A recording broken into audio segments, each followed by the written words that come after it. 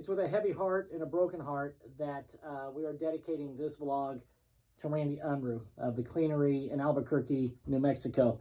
Randy fought a good fight. He had a great attitude about it, a great energy, a positive kind of aura about him. Mark and I both had the privilege of doing several ride-alongs with him. And as he passed away on Wednesday, December 2nd, we're dedicating this vlog to one of the best drivers that I ever had the privilege of working with, and a lot that can be learned from this man, not only just of the spirit of being a driver, developer, just being a decent human being.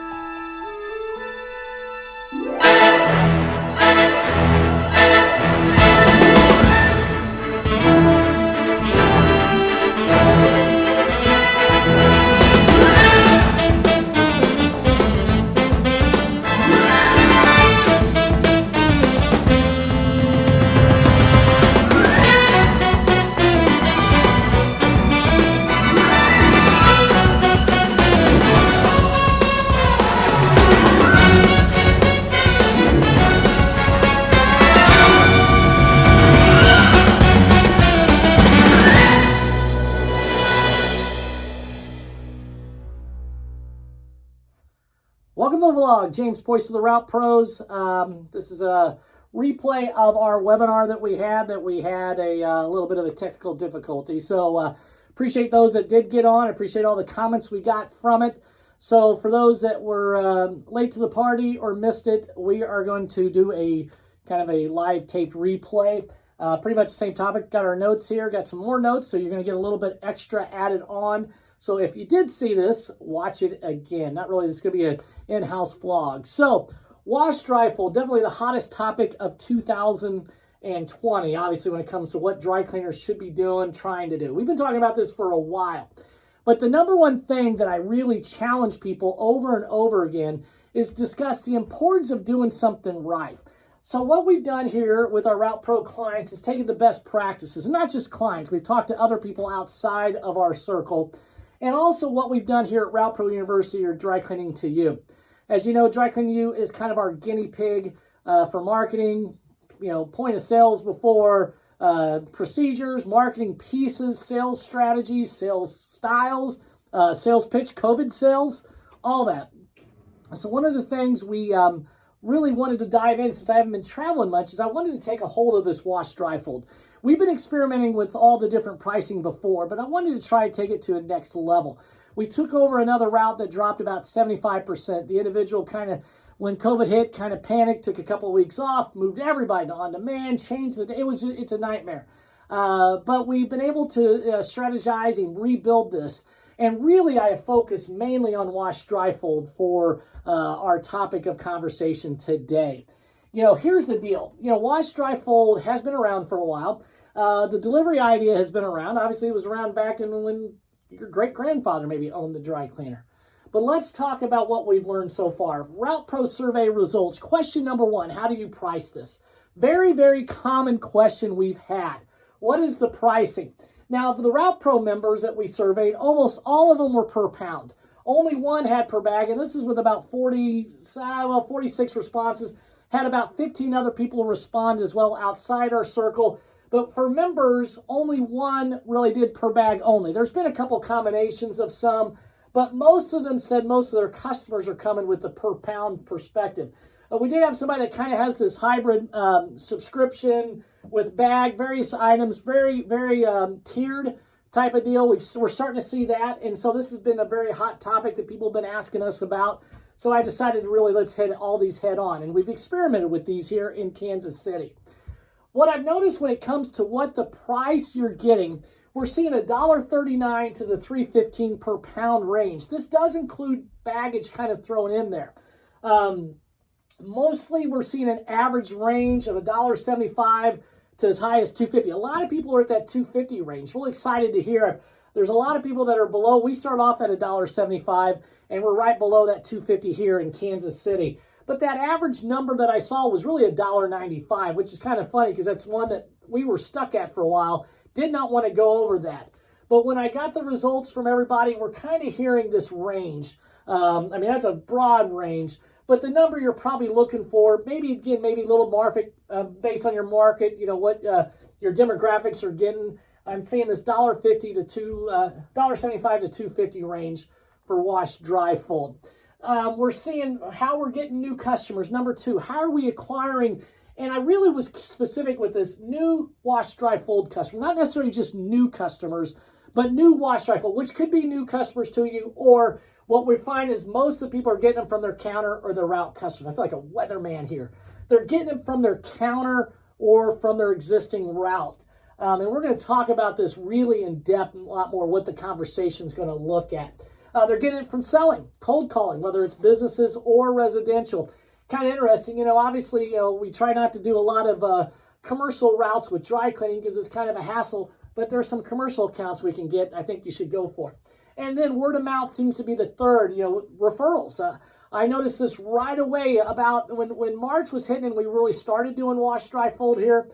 I noticed that we would get way more referrals with wash, dry, fold than we did for dry cleaning history. You know, it's not like people talk about dry cleaning, but quite often they do talk about laundry. So we're finding a lot of word of mouth discussions happening that they're getting customers. Other people have asked about Facebook and doing some Facebook ads and marketing and promoting it. Again, mixed results. I don't know for what they're investing. I haven't heard a lot of success stories on it. I think that's good to do with your current customers, especially if they're engaging. But again, how often do they engage on our Facebook page? That's up to you how good you are with that. Apartment complex seems to be a target that people are going after. Again, hit and miss there. I think you've got to be very specific about that, which again, I feel like a news guy. We'll cover that at 10. And many are trying other methods and still trying to report back to us. You know, geo fencing and all these things they're doing. Again, I'm hearing mixed results. If I had the scoop, I'd definitely share it with you. But again, this is what people are getting some customers from. The cost, question 3, what is your cost? And the range that we got was really interesting, 70 cents a pound to $2.50 a pound. We had a couple people break it down per hour or dollars per hour. So I asked them what their pounds were or tried to guess. But what was really amazing is many don't know. In fact, more than 50% responded saying they really don't know, as in they were not even guessing. They couldn't even guess, which is very concerning because obviously if our per pound income is this level, what's our production value? So our production costs. We're going to talk about that too also at 10:05. I'm going to keep giving you little carrots. But again, this is our responses we got from surveys from in and outside our group. Number 4, how packaged. Most of them talked about totes, medium to large. Most of them got them from Cleaner Supply. You got the Green Garmetto totes. We got an interesting client in Indianapolis. They do it in these kind of potato chip boxes. I tried them. Very cool. I like how they stack, but shelf life isn't as long as bags, but it's still kind of a nice presentation. But mainly most people went the totes, medium to large. I'm kind of going with the medium on my recommendation subtly here. I don't have it in my notes, but people are talking about how heavy these are. Heavy for the customer. One of the things you got to think about is how heavy they are for the customer to load and unload as well. So mostly totes. Which leads me to question number 5, the top hurdles that you are having. Very common. The number 1, the very top one, selling and awareness. I think this is one that if we can really master, we're going to be great. But I don't know if we ever master sales and marketing. But we're going to definitely talk more about this coming up. But that was one of the top ones. How do you sell the benefits of wash, dry, fold? You know, what do you sell? How do you approach it? Where do you go? Very common on how to get new customers. Do we target, apartment complexes and schools and medical? I mean, all these questions have been popping up. Very, very common. You know, I think this is one of the things that we're still learning. But we're going to talk about maybe how to make the selling a little bit better. And some of the things you're going to hear maybe a little uneasy. You may not want to hear it. Operational hurdles. You know, the storage of it is one of them. But really production is kind of here. How do we make it profitable? Can it be profitable? Which again leads to how do we put it in the van? You know, how do you separate it? How do you keep it stacked? I mean, it was one of the top ones. For the ones that are really growing, this seems to be a really interesting growing pain that people are dealing with. So top 3, but again, selling probably the number one. It probably outranks the rest of all these. Being consistent, especially in the presentation, very common. I'd say it was common enough for me to put it up here because people were talking about some people, they fold one way, fold the other. Some people get hangers, some people don't. So how do you make that consistent, which we'll talk about here in a second? Keeping the clothes separated, even different, and is it profitable? You know, sticking on the consistency, people were talking about detergent and talking about all that stuff. I don't think it's as complicated as you think. I think you're maybe making it a little bit more difficult, but again, we'll cover that more. Question 6, should we in-house or outsource it? That was almost 50-50. I didn't know what I was going to get here. I actually expected probably a little bit more in-house done, but it was literally almost broke down right down the middle that most people who in-house do a little bit of outsourcing. Most people that outsource do no in-house. So, but when it came to how much volume's being done, and I think this is kind of a biggie. We're going to talk about this a little bit more. I'm going to keep baiting you. I guess I'm not even going to give you information, but I'm just wanting to share the results with you here. I guess, you know, one of the things I look at is it profitable? You know, is it making you money? I mean, top line's one thing, bottom line's another. Question number 7, is wash, dry, fold in our future? I don't know if it makes lines like it does on my side. And pretty much all said yes, except for one said maybe. You know, again, I wonder if, you know, it's profitable enough to do. You know, I think one of the things I dived into here big time is, you know, what is that price point that is profitable? And then how much volume do you need to make it before you break the bank, before you lose money, get, you know, money, the marketing you spend, the operational, the picking up and delivering, the sorting, the tagging, all that stuff. So again, I thought it was really interesting seeing that everybody said yes. I didn't have anybody say no. I think everybody said yes. Now, I don't know if this is a reactive response or if it's really heartfelt, but we've been talking wash, dry, fold for years. It's not like this is something that just popped up in 2020. We've all been talking about it. Wash, dry, fold reminds me of routes when I first got involved in the industry in 2000, 2001, 2002. A lot of people thought routes was just a nice additive to have for your business. But as it turned out, now routes end up being not only your thing that was nice compliment, it's maybe your saving grace for those that are doing well. I don't know if the wash, dry, fold will be your saving grace, but I do believe it's in your future. I talked about it on the call. Somebody asked, do you think dry cleaning's dead or dying or going to be obsolete? I don't think so, and I think it's all about market share when it comes to dry cleaning. Thus, if you can increase your market share of routes with wash, dry, fold, that's great. Some people are doing it in-house too. I mean, some people are often wash, dry, fold at their stores. But again, I think mainly from the route delivery perspective, that's where you want to go. And question number 8, what are the top customers' concerns? We asked for 2. We got a whole bunch, but I mean, obviously the 2. One of the top ones was turnaround time. You know, that seemed to be one why people left. Mixing and losing items was a concern they have. You know, how do you keep it separated? And a real common one, proper detergent. We saw that response out of a lot of you guys and a lot of the people that we've talked to. Customers' concerns include pricing. Is it really beneficial? You know, they don't know how to calculate how much laundry is for them. People have created these mathematical formulas, but again, and temperatures with COVID, you know, is it safe? I mean, you know, are you mixing it with other items? Again, a lot of different variations, but really these were the top 3, and we're going to cover this in depth here in a little bit. But that was really the survey that we got. Nothing really stood out, I think. I think maybe I thought some numbers would be a little different, but what was really kind of fun was just collect this consistent data. But here's one thing that I did that a lot of you guys didn't do. I mean, I know you guys, basically the people we surveyed, some people are starting out, some people are struggling, some people are growing. So we're going to share the best practices of those and really share about what that is. So let's talk about the plus minuses of all the different texts or ways we can do wash, dry, fold. You know, again, we're going to look at it from all angles. We're going to look at pricing, structure, customer service, operations, and administration issues you might have. This is all going to be kind of grouped into one. But when I look at, when we come to making recommendations, I always look at it from what is really what matters. We're going to look at per pricing options, per pound, per bag, and subscription, plus and minuses of those. And again, this is detailed data that we got. start off with per pound because it's the most common. It is easy to sell. You know, when you go out there and promote it, whether it's to an existing customer, to a new customer, to explain per pound really is easy. This is the number, fill the bag, we weigh it, that's what you get. I think it's easier to raise your prices. I think this is kind of important. I think people don't think about this, but then eventually when you need to raise your prices, one of the common feedbacks we heard, one of the things that we observed, it's easier to raise your prices. Customers are kind of used to paying what they get. You know, you don't really see subscription gas prices, although that was tried. You don't really see subscription. You do see it for stuff like phone services and stuff, but there's, you know, again, sometimes that cost isn't really a variable cost like it is for us.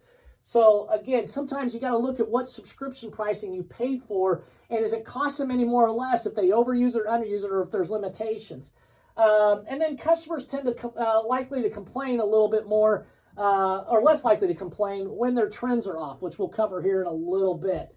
Other pluses, again, the customers trust you with your clothes. They do it with your clothes. Some people will say, well, how do they know what they're paying for? Well, they will trust you with a bag of dry cleaning. You don't ask for an inventory. They very rarely. I've heard very few comments about people going, well, how much did that weigh? You need to let me know ahead of time. Very few. Less explanation on how it works, whether it's customer service, admin, they call in. And again, the turnaround time can be really 3 days. And we're going to really talk about that because that was an issue earlier. And that turnaround time can maybe go a little bit further with per pound than the other methods, because again, sometimes they fill that bag. You know, someone has to weigh it. This is a minus. This is one of the things. Somebody has to weigh it, and then you have to again tag it in. You got to enter that amount on the point of sale, and that transition can get lost. I've seen it. It happened here. We are like, hey, I got this. It's not on the manifest. Oh, I forgot to enter it on the point of sale. Customers may want to know the weight. Again, that's minimal, but it's still a concern that we got to put up there. Other minuses, again, your laundromats, if they start comparing you to laundromats, it's going to reflect that the laundromats usually are cheaper per pound to do wash, dry, fold. Mistakes can be made marking in. I mean, it's human error. One of the things we noticed on the scale, this is a true story. This wasn't in our call, but we noticed that our scale was in kilograms. Well, that's about half. And I mean, it's light. I mean, it was like, oh man, these are light bags. I'm picking up. I'm like, no way. So we had a week where we had kilograms instead of pounds. And again, with wash, dry, fold per pound, you have to have a minimum order. Usually a minimum weight, 10 pounds is very common.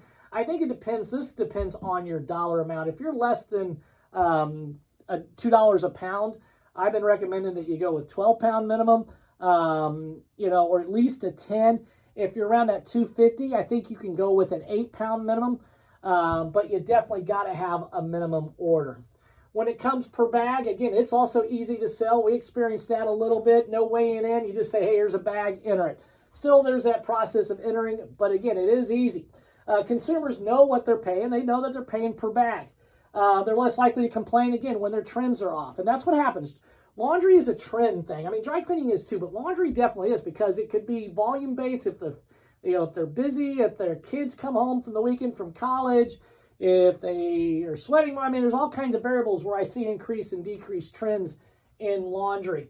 It's easy to keep track of sales and less explanation of it works. Again, just fill the bag. That's what we charge.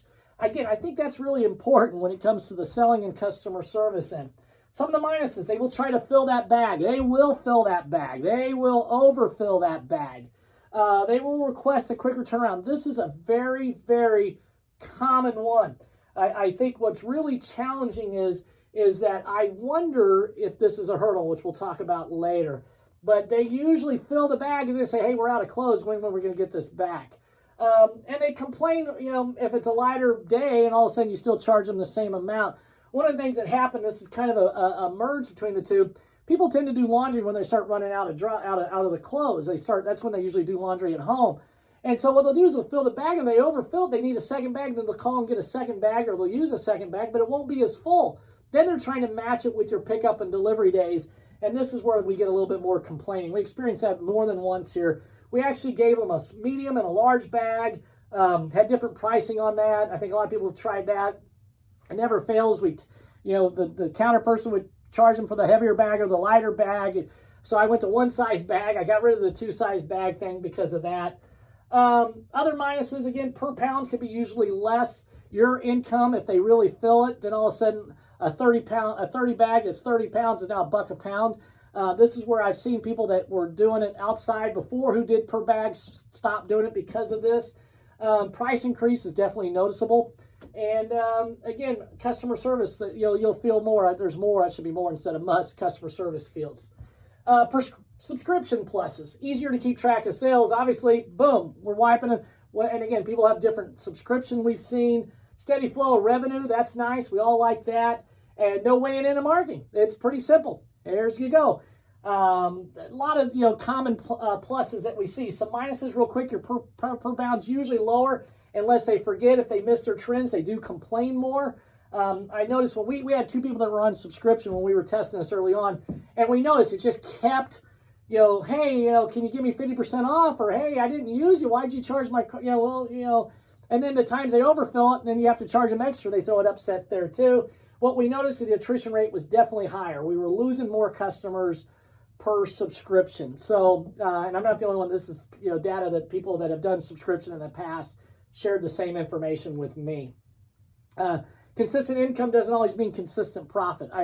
Again, if you do subscription, make sure you make money at this. You got to make money.